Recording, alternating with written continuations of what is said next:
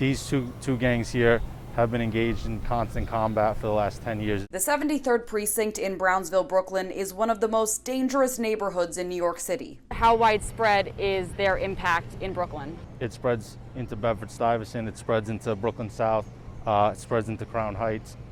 This is the heart of it, though. Lieutenant Ryan Gillis is with the Brooklyn North Violent Crime Squad. Detectives here investigate gang violence. The driving factor in shootings being up, I believe, is the gang violence that's going on. The detectives brought us to the Van Dyke housing complex, the site of an alleged gang shooting at the height of the pandemic in April.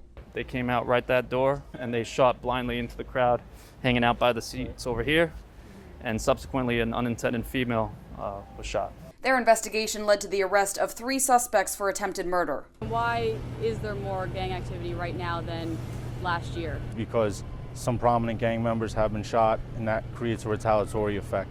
Back in the day, gang members used to mark their territory using graffiti. It doesn't occur as much now. What we see is they're using social media as the graffiti. Rival gangs taunting one another in song, which they post online.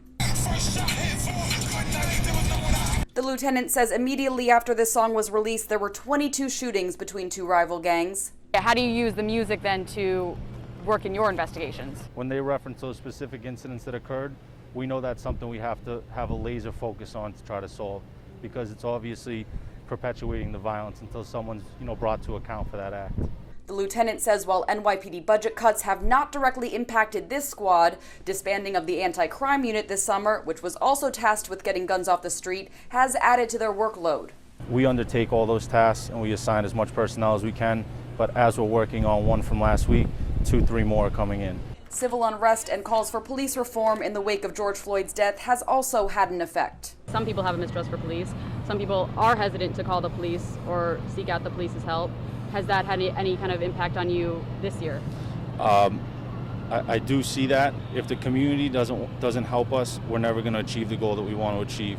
And that goal is to hold all these gang members that are driving this violence accountable for their actions. We need the community's help because they're the ones that know exactly what occurred. Year to date, gun arrests are down, but they're rapidly increasing. The NYPD just marked a 25-year milestone with 160 gun-related arrests last week alone. In Brownsville, Brooklyn, Allie Bauman, CBS2 News. Corrections, and you could find a lot of literature from there because gangs